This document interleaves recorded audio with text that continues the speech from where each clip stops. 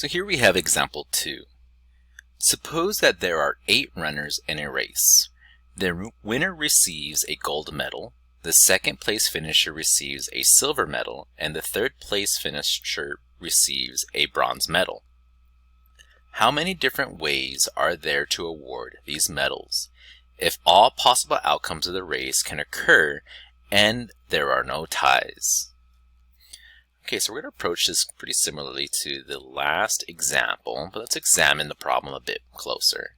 So it looks like we have 8 total runners. So 8 total objects, and in this case these objects happen to be runners.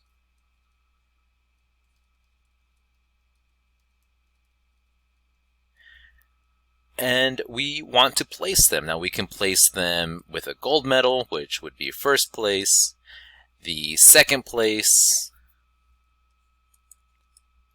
or third place. So essentially we have 3 places: first, second, third. And once again, we're going to use the multiplication principle to find the answer to this problem. Now, in first place, we have all 8 choices, or all 8 objects to choose from, right? The first place could be any of the 8 runners. So let's go ahead and write in 8. In second place, well, since the first place is already taken by one of the runners, the second place could be any of the remaining 7 runners. And the third place could be any of the remaining 6 runners. And that equals 336. So there are 336 different ways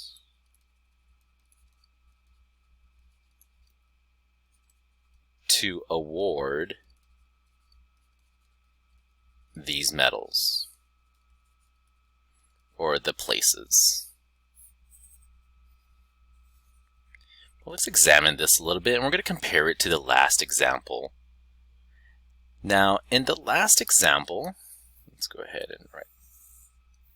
In the last example, we came up with a kind of formula, and it looks something like this. Remember, if we are arranging all of the objects that there are to choose from, not just picking a subset of them, if we are arranging all the objects that there are to choose from, we end up with this kind of general notation, which turned out to be n factorial. And remember that the first number were the total number of objects, and the second number was the amount that we are arranging. So the number of objects being arranged. Okay, if we generalize this a bit more now, if we think about this example, in this example, we have what we could call a 3 permutation because we are arranging 3 objects. And this is a 3 permutation per, oh, misspelled that. Forgot the U there. A 3 permutation of 8 objects. Meaning out of the total number, we are arranging only a handful of them, a subset. And we can relabel that as R. So if we substitute what we have, we could have n, n minus 1, n minus 2, all the way down to, and we're going to substitute the second n, this one here. So we have n minus r plus 1. Now that should affect that, right? hand side that n factorial as well. Well, how? So what's going to happen here? Well, again, let's think about our example. I'm going to use red. Let's go with green. For us, we had 8 times 7 times 6.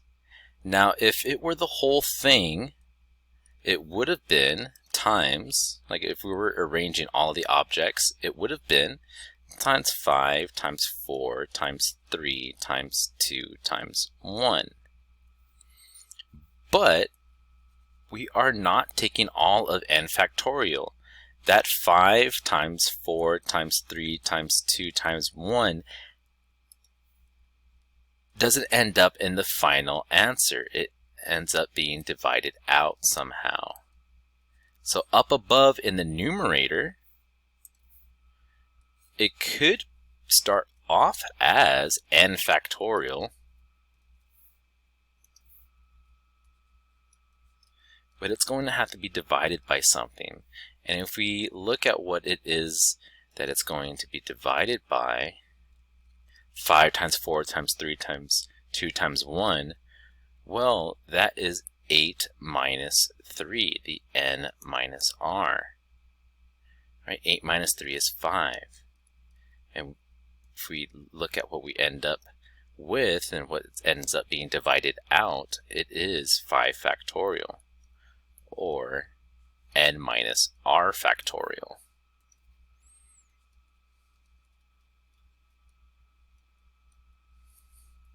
So scrolling down, we end up with permutating n total objects r at a time.